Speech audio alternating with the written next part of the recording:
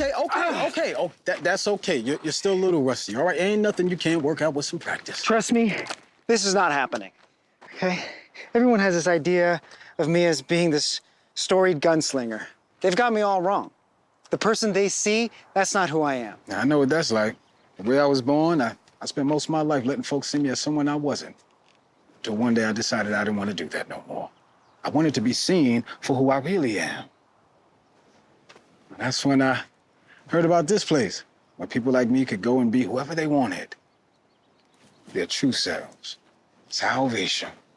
So I picked up sticks and made the change that I needed to make and came here. And this town really was my salvation. And I will defend it until my very last breath. Then I better give this one more shot. Okay? Joining me now is Marquise Vilson. Marquise, welcome to the Quantum Leap podcast. Thank you, Chris, so much for having me tonight. Well, we're thrilled to talk to you because you were part of an event for Quantum Leap in general and an event for the new series. It's the first time we've ever seen a leap into the Old West, into the actual Old West. And you played the sheriff, or the eventual sheriff, Henry, on the program. And I just wanted to know a little bit about your background with acting and then eventually how you came to Quantum Leap. Yeah, so my acting career got started in 2017. I started out with something small like a web series, which eventually landed me an off-Broadway production, and then somehow a feature film with Julia Roberts that then landed me the role on Law & Order SVU, which I played a transgender military officer, sergeant in the military. And so fast forward anyway to this in particular character and how it came across my desk. In fact, when we finally got this appointment, they were looking to cast a Black trans man for the role. So I think that was the first thing that obviously stuck out, was that this character was intended to be trans. And specifically at a time like 1879. And so kind of thinking about what that would have meant as a Black person, as a Black trans person, and a queer person. 4 years right after Bass Reeves becomes a U.S. Marshal. So this sort of like possibility model was in front of me that I was thinking about for this character. It was like, oh, wait a minute, this is like really, really interesting. And also thinking about a town like Salvation, right, which is supposed to be for like misfits, common day misfits, if you will. And so all of these different people from different backgrounds and experiences and body types and abilities kind of occupying the same space.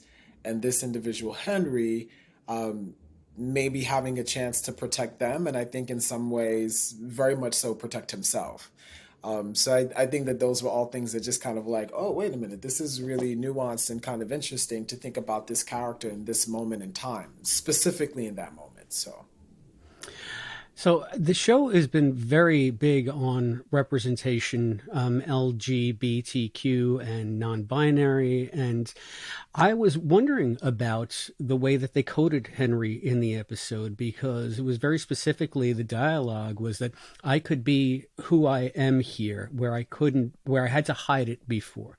And to me, I was wondering, okay, so were they alluding to the fact that Henry was gay, or you're saying that Henry was trans because that's your experience? How did you approach the character? And did you have a discussion with the writers about that representation, what Henry was supposed to represent? It was very explicit. They imagined Henry to be a trans man. But it's interesting that that's your take, but also like gay, trans, like all things inside of like the queer umbrella, and sort of like this identity in a world and in a time where like that wasn't necessarily maybe as commonplace for people to see. So here's an opportunity to explore what that would look like. For me, the way that I approached it was absolutely through that lens. And so where was Henry coming from? What was his previous experience? I'd imagined maybe he migrated from the South. And maybe experiencing what it would be like to be a Black person at that time in the South, obviously, when you cannot necessarily be your most authentic self, going to a place like the Wild West, seemingly in a town like this would be the perfect opportunity, right? Where somehow you get a chance to kind of live out your life the way that you want to in a town where people don't necessarily know you or know the history that you're traveling with, but yet somehow you become chosen family. I thought it was just like a really cool opportunity to kind of see that happen, and for the writers and that team to really even be thinking about a trans character showing up the way that I do, like the nuances of today kind of being approached in that moment in time. I thought it was exceptional to see. Yeah, it was really cool. Not a lot of creative teams are, that outside of the box and willing to explore in that way, if you will. Yeah, and you had mentioned earlier that you were looking to a certain historical figure. Were there trans? Now, educate me, educate our viewers and our listeners, because when you think Old West and something like in the last century or 2 centuries ago, someone who on the frontier as a trans person, we don't hear about any of that in the history books. There's not a lot of common knowledge that that segment of society was even represented. So I'm wondering, were there historical figures that you were able to research to help inform the role? Specifically from 1879, as an example, of Black trans mass deputy, no. But I think in terms of two spirit and of course gender expansive communities, yes. It's interesting to think about the way society acknowledges trans or gender expansive people as if somehow we just existed in the last couple of years, right? Mm-hmm. Like we've been here forever just as anyone else has, but here's an opportunity to see what that might be like. I think in terms of the reference that I could use for that moment, specifically for a character like Henry, really was Bass Reeves, right? Bass Reeves was not a trans person, right? Bass Reeves was a Black cis man who became a U.S. Marshal of the Wild Wild West, is the first, in fact, man in general to be a U.S. Marshal specifically for the Wild Wild West. But that happened in 1875. So for Henry to exist in this moment, the way that I'm thinking about him in this world in 1879 is that, wait a minute, here's a very different possibility model from being a field hand, right? Or from being someone who works directly with a master, if you will, and or picking cotton. There weren't really a lot of opportunities. And so when you think about somebody like a Bass Reeves, here's a very different possibility model for a Black person at that time. And how interesting it could have been for this character, the way the creative team thought about him coming from somewhere else, going into salvation, having an opportunity to maybe live out that fantasy. Maybe that was a dream of his that he may never have had if he stayed in a place like Alabama, if you will, or maybe in Georgia. I don't know. So yeah. Yeah, no, that's terrific. And I mean, Quantum Leap has always been about social justice and representation. Were you familiar with the original series before working on this iteration? Yes. Oh God, yes. To be honest with you, I was definitely a fan of the original show. One of the most beautiful things I loved about the show was that it didn't matter what the episode was. You could hop in and out just as they were hopping in and out of time. Yes, there were relationships that had been built and those sorts of things along the way, but it was so easy to just track and really easy to enjoy because it was just about people being kind and good in the world. There was an issue that needed to be fixed and somehow it got fixed. That problem was erased for those people in that moment in time. And then here's another opportunity to be of service to someone else. Like who could not love that story? You know what I mean? Like, and someone's doing that every week. It's amazing. Yeah. Well, I mean, we talk a lot about how Quantum Leap is very issues oriented, but I have to think that it must have been maybe one of the coolest things ever to get back on that Western backlot and do a cowboy show. Can you tell us a bit about working on the set? So first of all, that was like really, really cool. And definitely to, be a Black cowboy, like that was dope. I've never done anything like that before. It was really, really cool to experience.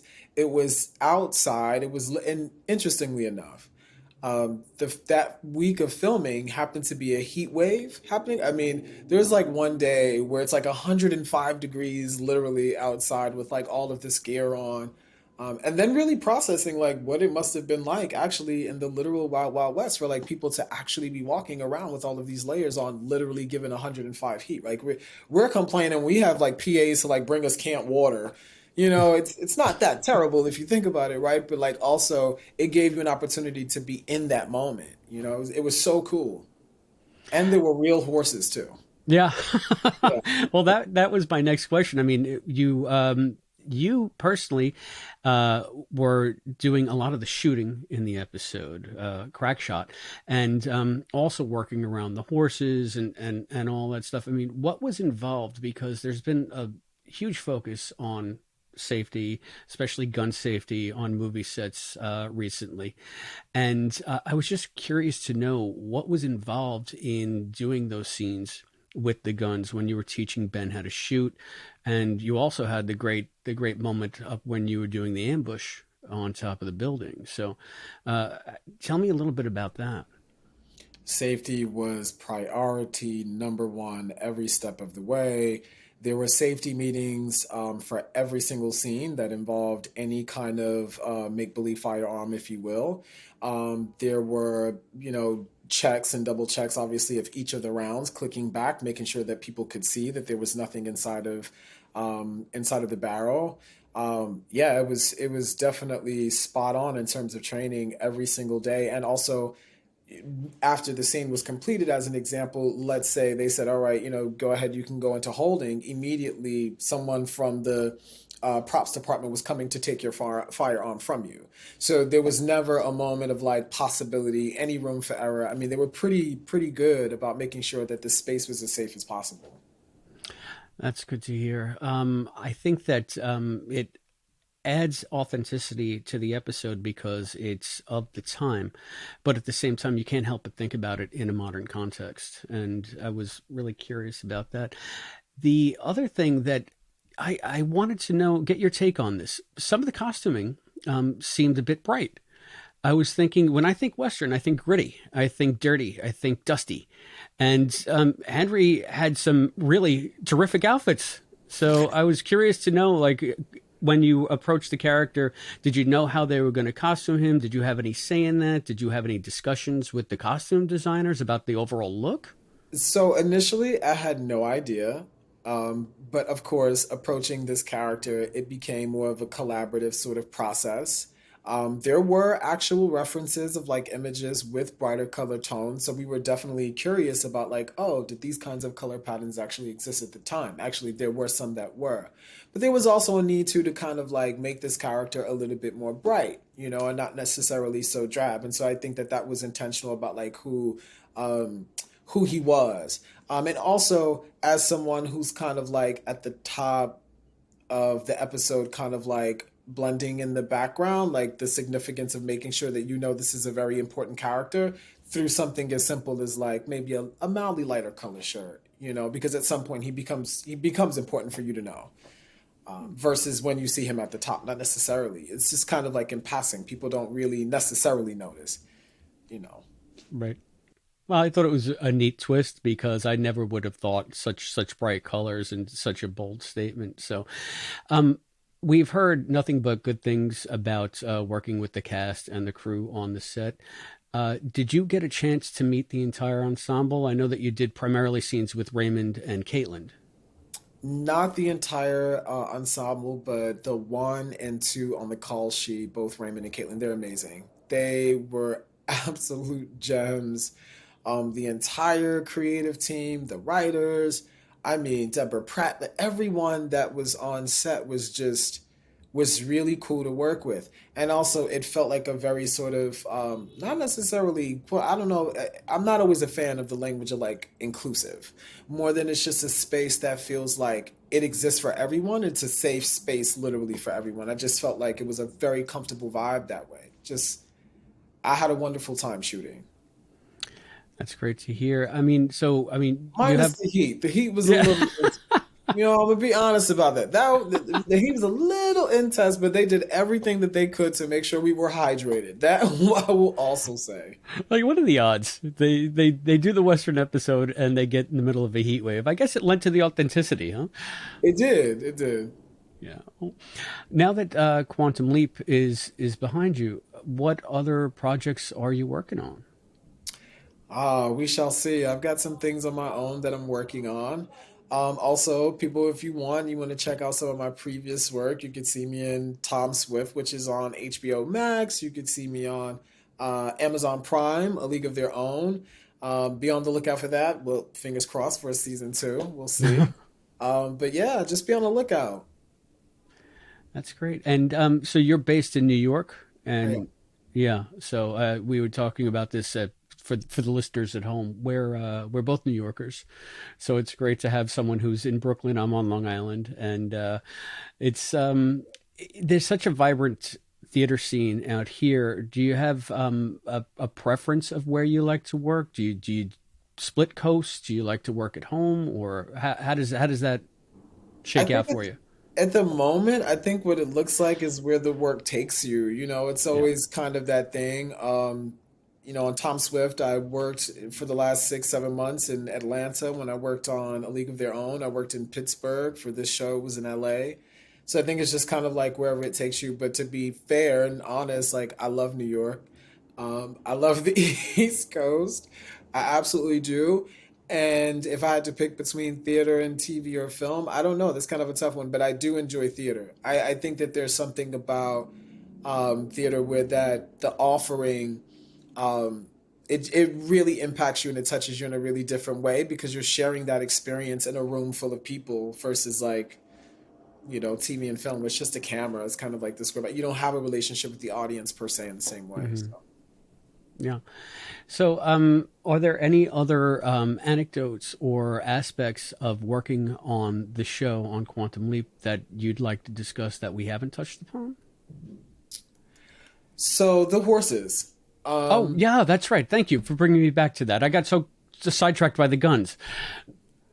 Yeah, the horses were definitely an experience. I am a native New Yorker, so I did not grow up with horses. This was a task. This moment proved to me that I need to be like taking horseback riding lessons, or at least going to a ranch and becoming familiar with horses. I was definitely like, oh my God, like, wait, I don't know. You just think about the force of a horse, and you don't want to stand behind it. Like, what if it kicks you? I don't know. Did you do any scenes on horseback or Absolutely not, sir. no? Absolutely, I did no such thing. I did no such thing. I touched the horse and pet it. That was it. Given the opportunity, would you? You know what? I would. I would if I had a little bit more time, right, with the horse. Absolutely yes, but no. For this in particular episode, it was definitely like close quarters, but not like, oh, you're on top of a horse.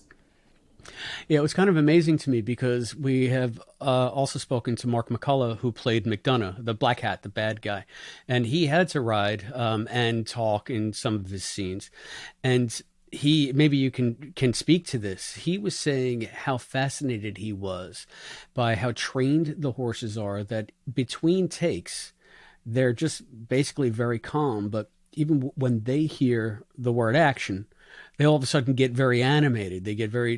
Was that something that you had experienced? That is absolutely correct. That is absolutely correct. There was one in particular horse that I was in a scene with Raymond just across from me, and literally every time they yelled action, that's exactly what happened. This horse like would find a way to be facing this way, like north, and then suddenly was pointing south. Like what is going on? Like totally did a whole just 360, but I mean otherwise they were pretty chill. They were really cool. Yeah, another standout of the episode was the girl who played. I'm blanking it. Valentina was the actress who played Valentina. Do you guys? I don't know that you've had any scenes other than crowd scenes, but what was it like working with her? Because she was a live wire. She was an absolute joy. I mean, I didn't have a lot of scenes with her directly, but I think just one on one, kind of hanging out, having lunch together, talking about our backgrounds, our experiences. I mean, this was quite a very down to earth sort of set experience, if you will. Not a lot of ego, diva-esque personalities like that actually didn't exist at all. Just a lot of people getting to know each other and talking and eating food and drinking water, drinking a lot of water. That's great to hear. We've heard nothing but great stuff from the set. And one thing I'm actually curious about, because Quantum Leap, in this current iteration, since the reboot started, has been so careful to be inclusive, to have representation in various different communities. Have you seen an upsurge of fandom for Quantum Leap in the LGBTQ community? Is it something that the community is noticing? I would absolutely say yes. I think that when you start to recognize that some of your community members are also a part of a franchise or a show, like you naturally kind of get curious. You want to support your people. And then even more than that, you go, oh, wait a minute, this is actually a good show. Like I've had a couple of friends kind of similarly, have the same experience and then go, wait a minute, this is actually a really good show. So yeah, I absolutely believe that's true. I could see why it's got another what, 6 episode order. Yeah, yeah, Amazing. Yeah, it's really yeah. cool.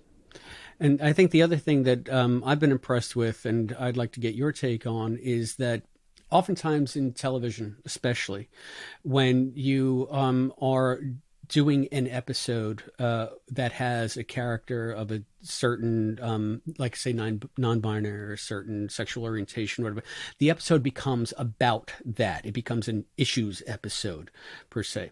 Quantum Leap is not doing that.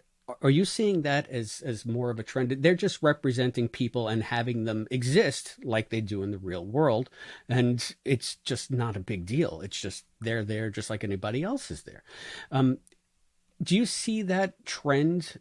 Do you see that as a trend that is increasing in entertainment media today?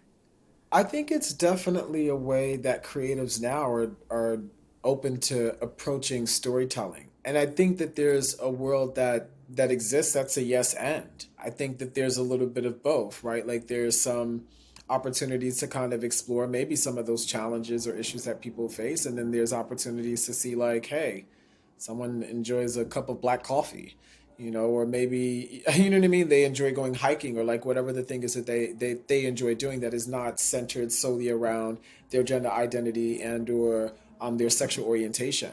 I think through Quantum Leap, you definitely get to simply see people's personalities that are like super colorful besides anything that involves like their gender identity, Mm, you just yeah. get to see human beings being human beings, which is like really cool. That's the point. Yeah, it's odd that it's refreshing, isn't it? Like it should just It be that is. way. Yeah. So, I mean, this has been great. Thank you so much for the insight because we have spoken to Mason and they were very pleased with the way that the show had been representing as well. So I just hope it's a trend that continues. And, the more that we get to see this kind of representation, just the more normalized it gets to everybody. And I thank you for playing a part in that because Henry was such a great character. And I was happy to see the way that the episode resolved and how you came out on top. Well, I'm grateful for that, and I'm happy to have added, one more notch of like actors who love the show and also, give it a check and a thumbs up, and really to reiterate like how important it is to have shows like this that depict LGBTQ queer plus characters as just as human beings. I really want to echo that Quantum Leap is doing an exceptional job. Yeah, and we're happy to have you as part of our community. And since you are a fan of Quantum Leap, I'm going to put you on the spot a little bit, and I'll cut this if you want. Do you have a favorite episode of the original series? Every episode for me is a classic, is an episode that I absolutely enjoy of like the first iteration of Quantum Leap. It's just such a good show. Yeah. Well, you're not alone in that conviction. We have a whole podcast, and we've been going strong for a decade now. And we're just happy that our fan community keeps expanding, and we're happy to have you as part of it. So, Marquise, thank you very much for being on the Quantum Leap podcast. Thank you so much.